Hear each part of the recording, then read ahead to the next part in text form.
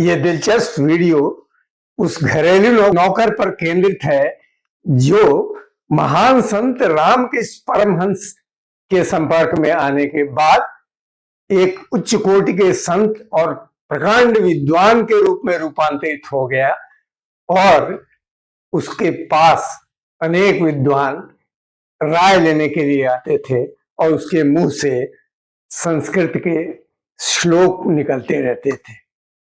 तो एक अनपढ़ व्यक्ति किस तरह एक महान संत और विद्वान के रूप में रूपांतरित हुआ और कैसे एक गुरु शक्तिपात कर सकता है और पूरी तरह जीवन को बदल सकता है, इस पर केंद्रित है ये वीडियो।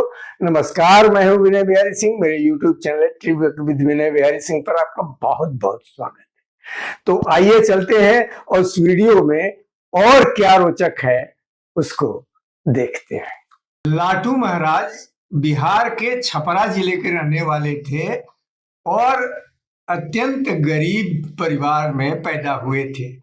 वो 5 वर्ष के भी नहीं थे तभी उनके माता पिता की मृत्यु हो गई और उनका पालन पोषण उनके चाचा करने लगे। लेकिन घर की हालत ऐसी थी कि उनको 2 वक्त का खाना भी मुश्किल था और अंततः उनको उपवास रहना पड़ा। तो उनके चाचा ने गरीबी से तंग आकर के सोचा कि उस समय सभी लोग कलकत्ता आते थे, तो वो सोचा उन्होंने कि कलकत्ता जाएंगे, कोई काम काज मिलेगा तो 2 जून की रोटी तो कम से कम मिल जाएगी। तो उनको यानी लाटू महाराज को लेकर के वो कलकत्ता आए। वहां पर कलकत्ते में रामचंद्र दत्त नाम के व्यक्ति के घर में लाटू महाराज नौकर हो गए, घरेलू नौकर।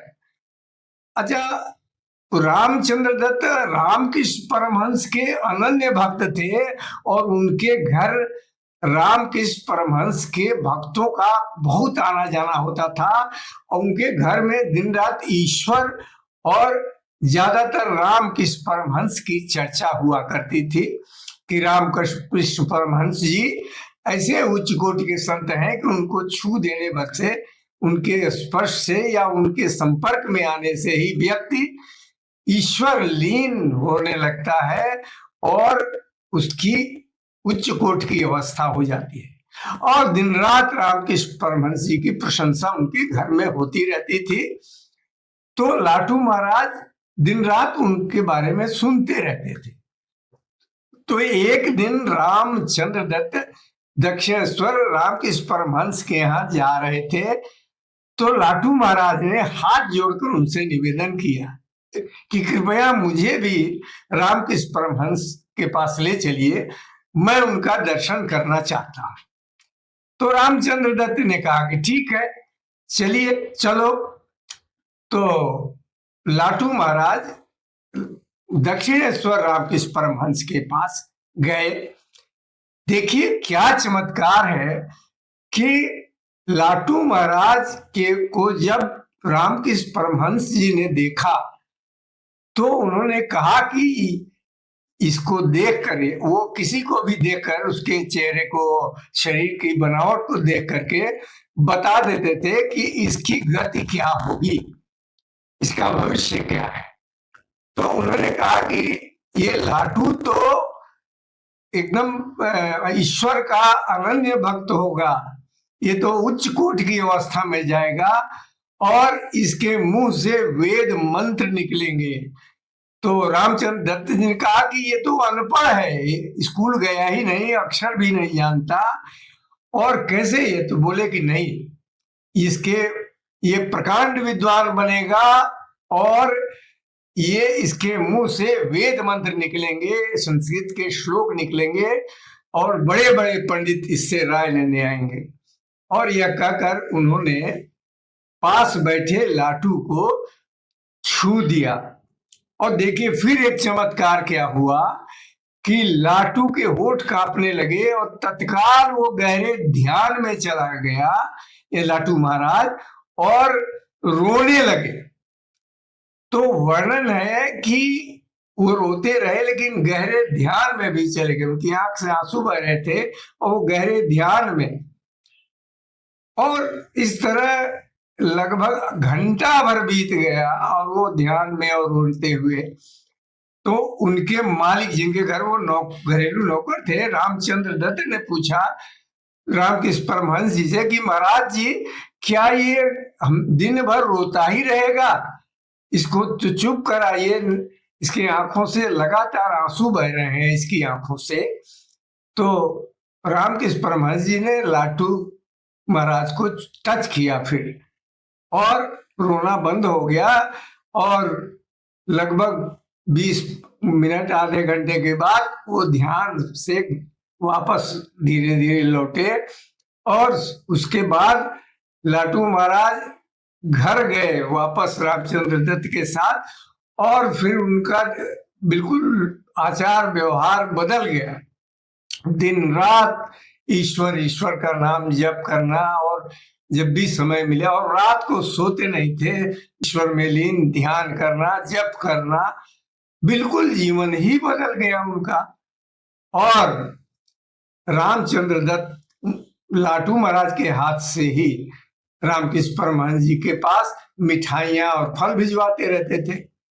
इस तरह आना जाना चलता रहा। कुछ ही दिनों के बाद लाटू महाराज ने कहा कि मैं अब रामचंद्र दत्त के यहाँ घरेलू नौकर नहीं रहूंगा, आपके यहाँ रहूंगा, आपकी का घरेलू नौकर बन जाऊंगा। तो रामकृष्ण परमहंस जी ने हंसने के लिए कहा कि तुमको कपड़ा कौन देगा, और तुम तो उनका काम कौन करेगा जब तुम यहाँ आ जाओगे? तो उन्होंने कहा कोई, मैं नहीं जानता कौन काम करेगा, मैं तो आप ही के यहाँ रहूंगा। तो बोले तुमको कपड़ा कहाँ से मिलेगा? तो उन्होंने कहा, लाटू महाराज ने कहा कि रामचंद्र जी दे देंगे।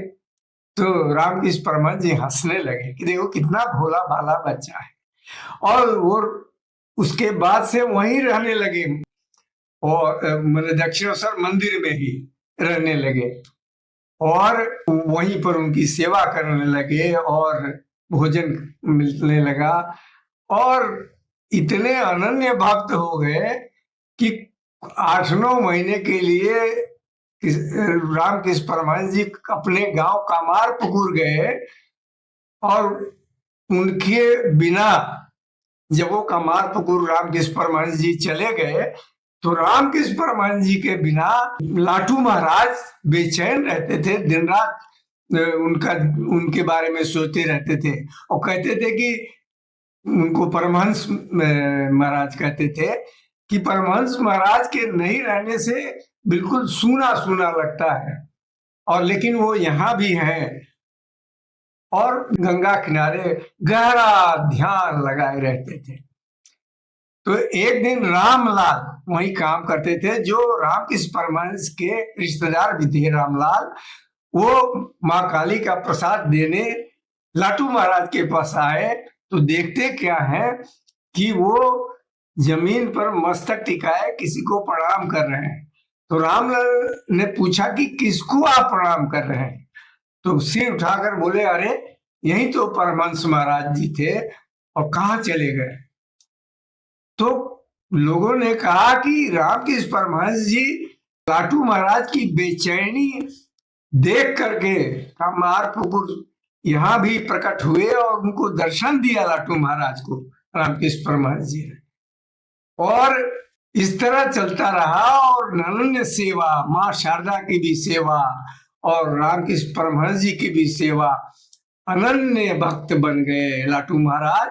और रामकृष्ण परमहंस जी की मृत्यु के यानी उनके शरीर छोड़ने के बाद, रामकृष्ण परमहंस जी के शरीर छोड़ने के बाद, महासमाधि के बाद, लगभग सन 1897 में स्वामी, उनके शिष्य रामकृष्ण परमहंस जी के शिष्य स्वामी विवेकानंद जी ने रामकृष्ण मठ की स्थापना की, और कहते हैं सन 1897 में। और उसी समय उन्होंने लाटू महाराज को दीक्षा दी संन्यास में, और उनका नाम रखा स्वामी अद्भुतानंद। तो स्वामी अद्भुतानंद उस आश्रम के नियमों को नहीं मानते थे, और दिन रात ध्यान में रहते थे, गंगा किनारे घूमते रहते थे, समय पर खाना नहीं, समय पर सोना नहीं, दिन रात को जगते थे, जप करते रहते थे, आश्रम के नियमों से वो बंधे नहीं थे। तो सारे सन्यासी देखते थे कि सब लोग आश्रम के नियमों से बंधे हैं, समय पर सब काम कर रहे हैं, लाटू महाराज तो बिल्कुल अलग है। तो स्वामी विवेकानंद समझ गए ये आश्रम के नियमों में नहीं रहेंगे, तो उन्होंने कहा कि लाटू महाराज आप स्वतंत्र हैं, आश्रम में रहना है रहिए, बाहर भी जहां जाना है जा सकते हैं, आपके लिए नियमों का बंधन नहीं है। तो अपनी अंतिम अवस्था में लाटू महाराज वाराणसी चले गए, बनारस जिसका अभी काशी नाम है, काशी चले गए और वहां गंगा घाट पर स्नान करते थे और भजन और ध्यान करते रहते थे। और वहां रामकृष्ण मिशन के उसमें के बाहर रहते थे, अलग कमरा लेकर रहते थे। तो जब रामकृष्ण मठ के स्वामी जी लोग जाते थे तो जानते थे कि लाटू महाराज यहाँ रहते हैं और उनको पैर छूकर उनका प्रणाम करते थे। और एक बार एक स्वामी जी गए और रामकृष्ण मठ के, उन्होंने लाटू महाराज से मुलाकात की। तो लाटू महाराज ने उनसे कहा कि महाराज जी, क्या आपको यहाँ भगवान शिव के दर्शन हुए, साक्षात दर्शन हुए? उन्होंने कहा कि नहीं महाराज जी, मैंने शिवलिंग का दर्शन तो किया, साक्षात दर्शन तो नहीं हुए। उन्होंने कहा कि जाइए गंगा किनारे, वहां थोड़ी देर खड़े रहिए, वहां भगवान शिव के साक्षात दर्शन होंगे। तो स्वामी जी गए वहां रामकृष्ण मठ के, सचमुच वहां धुआं सा उठा गंगा जल में और भगवान शिव साक्षात प्रकट हुए और उनका दर्शन उन्होंने किया स्वामी जी ने। तो चकित रह गए, प्रणाम किया भक्ति भाव में और भाव विह्वल होकर लाटू महाराज के पास लौट आए। वो कुछ बोलते इसके पहले ही लाटू महाराज ने बोला, क्यों महाराज, भगवान शिव के साक्षात दर्शन हुए? और स्वामी जी की आंखों में आंसू आ गए। बोले, हाँ महाराज, मैंने भगवान शिव के साक्षात दर्शन किए और आपकी कृपा से दर्शन हुआ। तो लाटू महाराज ने कहा कि नहीं स्वामी जी, मेरी कृपा से नहीं, भगवान शिव की कृपा से आपको उनका, भगवान शिव ने आपको दर्शन दिया। बिना उनकी कृपा के कौन, कैसे आप उनका दर्शन पा सकते थे? लाटू तो बिल्कुल तुच्छ व्यक्ति है। तो दोबारा स्वामी जी ने लाटू महाराज के पैर छुए। लाटू महाराज के अनेक चमत्कार हैं और जैसा कि उन्होंने कहा था, लाटू महाराज के मुंह से वेद मंत्र, जैसा कि उनके गुरु रामकृष्ण परमहंस जी ने कहा था, उनके मुंह से वेद मंत्र और तमाम संस्कृत के पुराणों के श्लोक निकलते रहते थे और बड़े बड़े विद्वान लोग उनके पास राय लेने और उनसे विचार लेने, उनसे कुछ सुनने के लिए आते थे। तो एक अनपढ़ व्यक्ति ने, हालांकि शुरू में रामकृष्ण परमहंस ने क ख ग घ उनको बता दिया था, पढ़ा दिया था, लेकिन रामकृष्ण परमहंस उनको बेटे की तरह मानते थे। ये प्रसिद्ध था। अपनी थाली का खाना उठाकर लाटू महाराज की थाली में देते थे। लाटू महाराज को रामकृष्ण परमहंस अपने हाथ से खिलाते थे, कई बार प्यार से। ऐसे अनपढ़ व्यक्ति को रामकृष्ण परमहंस ने परम उच्च कोटि का विद्वान, परम साधक, उच्च कोटि का संत बना दिया। ऐसा जीवन हो गया लाटू महाराज का। नमस्कार।